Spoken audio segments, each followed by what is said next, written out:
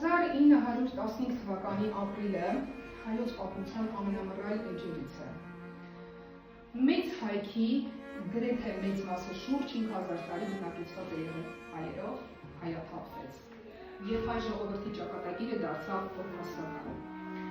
Երիտ թուրքերի կողմից կազմակերպվեց մտածված զազրելի ծրագիր, ահասարսուր ծրագիր, ցեղասպանություն։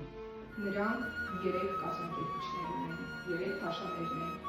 Քայլակ, Էնվեր եւ Ջեմալ։ Եվ նրանք առաջինը մտածեցին վերացնել մտավորականությանը, հետո նոր հասարակ ժողովրդի մյուսներին։ Հիմա հարց ձեզ, ինչ եք կարծում, ինչու այդ ծրագրի, այդ գաղափարի սկիզբը, որպեսզի սկսեին այդ ոչրագործությունը, ինչու առաջինը որոշեցին մտավորականությանը վերացնել։ Այո, Սոնա ջան։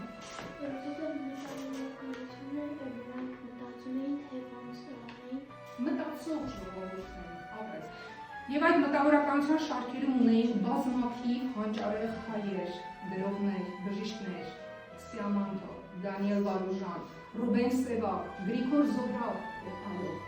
Իդեպ Գրիգոր Զոհրաբը այդ ժամանակ աշխատում էր նրանց մեջլիսում, մեջլիսը իրենց խորհրդարանն է, պատգամավոր էր։ Եվ այդ ծրագրին, այդ ցեղասպանությանը զոհ գնաց շուրջ 1.500.000 անմեղ հայ։ Եվ ինչպես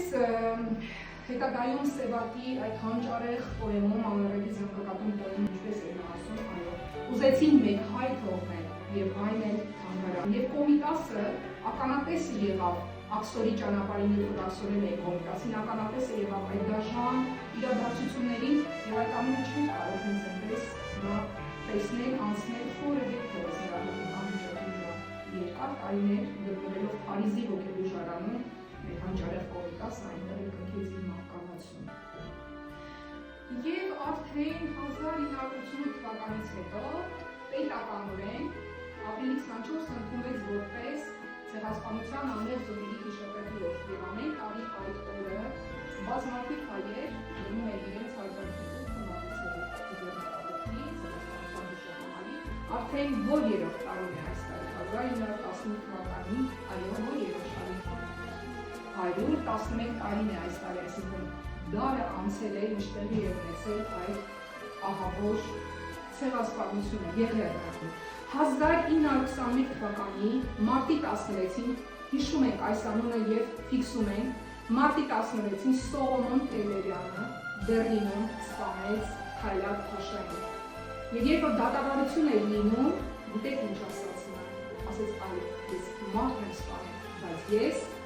մարդասպան չեմ։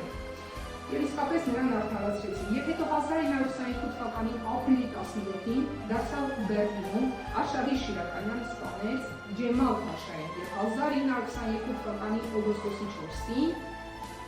Հակոբ Մելքումովը սպանեց Էնվեր Փաշային Աֆղանստան փախչելիս սահմանի։ Սոնա ջան, մոտենում ես գրատախտակին, բացում ենք հիմա պետքերը։ Ես ուզում եմ այս 3 անունները գրենք ու միշտ հիշենք։ Առաջինը ուրեմն Սոնա ջան, խնդրում եմ ֆիքսել Սողոմոն Տելերյան, գրում ենք երեխեք ջան։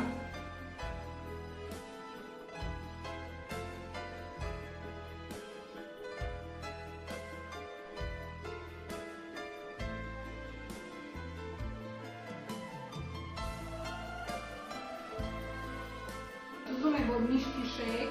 որ մենք հայ ենք, այո, պարտիկ ունենք, որ մենք հայ ենք, կամ դեր